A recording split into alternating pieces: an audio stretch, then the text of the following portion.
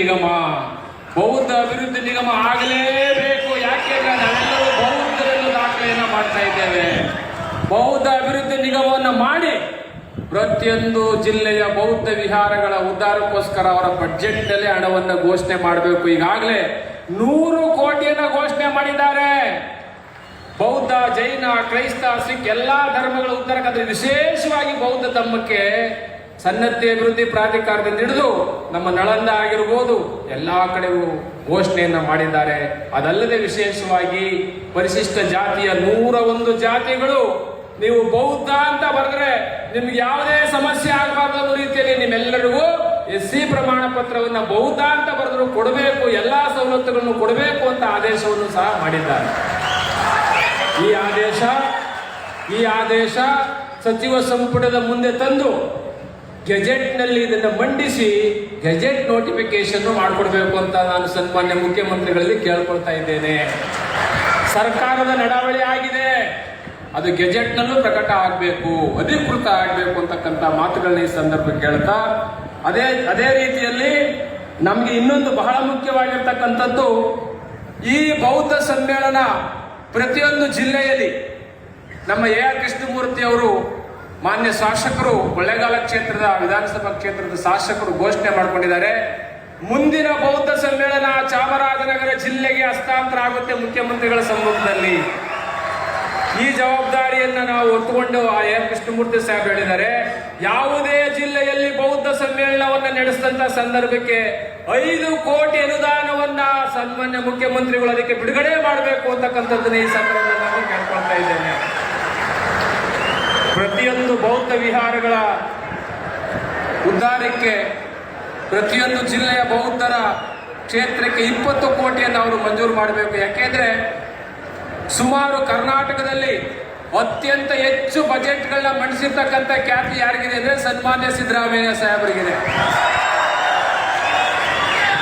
ಅವರು ಸದನದಲ್ಲಿ ಲೆಕ್ಕಪತ್ರ ಮಂಡಿಸುವಾಗ ನೋಡಬೇಕು ನೀವು, ಅಂಕಿ 0, 1, 2 ಬಿಡೋದಿಲ್ಲ. ಅವರು ಕರೆಕ್ಟ್ ಅಕ್ಯುರೇಟ್ ನಂಬರ್ನ ಹೇಳ್ತಾರೆ.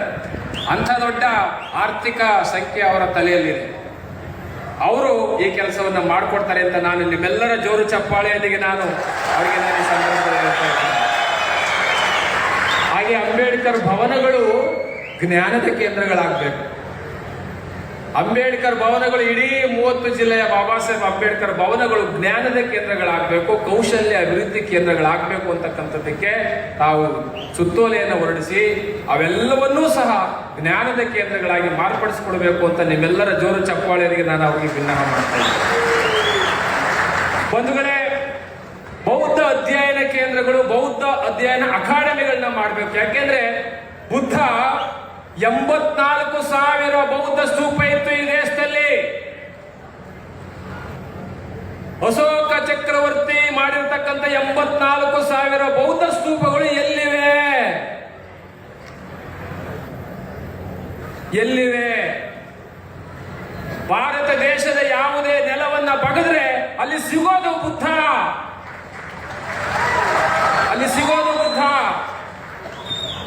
ಹಾಗಾಗಿ ತಾವು ಇದು ಬುದ್ಧ ಭೂಮಿ, ಬುದ್ಧ ಸಮಾನತೆ, ಸೋದರತೆ, ಸಮಗ್ರತೆ. HC ಮಾದೇವಪ್ಪನವರು ಇಡೀ ಕರ್ನಾಟಕ ರಾಜ್ಯದಲ್ಲಿ ಸಂವಿಧಾನದ ಪ್ರಿಯಾಂಬಲ್ ಅನ್ನು ಓದಿಸಿ ಎಲ್ಲಾ ಗ್ರಾಮ ಪಂಚಾಯಿತಿಗಳಲ್ಲಿ ಸಂವಿಧಾನದ ಪ್ರಿಯಾಂಬಲ್ ಮೆರವಣಿಗೆ ಮಾಡಿ ಅದರಲ್ಲಿ 3 ಪದ ಸಮಾನತೆ, ಸೋದರತೆ, ಸಮಗ್ರತೆ ಇದೆ. ಅದು ಬಾಬಾ ಸಾಹೇಬ್ ಹೇಳೋದು ನಾನು ಫ್ರೆಂಚ್ ಕ್ರಾಂತಿಯಿಂದ ತೆಗೆದುಕೊಂಡದ್ದಲ್ಲ, ರಷ್ಯಾ ಕ್ರಾಂತಿಯಿಂದ ತೆಗೆದುಕೊಂಡದ್ದಲ್ಲ, ನನ್ನ ಗುರು ತಥಾಗತ ಗೌತಮ ಬುದ್ಧರಿಂದ ತೆಗೆದುಕೊಂಡ ಪದ ಅಂತ ಹೇಳಿದರೆ ಸ್ವತಃ ಅಂಬೇಡ್ಕರ್ ಅವರು. ಅದನ್ನು ಉಳಿಸಬೇಕಾಗಿದೆ ಬಂಧುಗಳೇ. ಆ ನಿಟ್ಟಿನಲ್ಲಿ ಈ ಒಂದು ವೇದಿಕೆಯ ಕಾರ್ಯಕ್ರಮವನ್ನ ಸನ್ಮಾನ್ಯ HC ಮಾದೇವಪ್ಪನವರು, ಸತೀಶ್ ಜಾರಕಿಹೊಳಿ ಸಾಹೇಬರು, G ಪರಮೇಶ್ವರ್ ಸಾಹೇಬರು, ಯತೀಂದ್ರ ಸಿದ್ದರಾಮಯ್ಯ ಸಾಹೇಬರು ಎಲ್ಲರೂ ಸೇರಿ ಈ ಕಾರ್ಯಕ್ರಮವನ್ನು ಬಹಳ ಶಿಸ್ತುಬದ್ಧ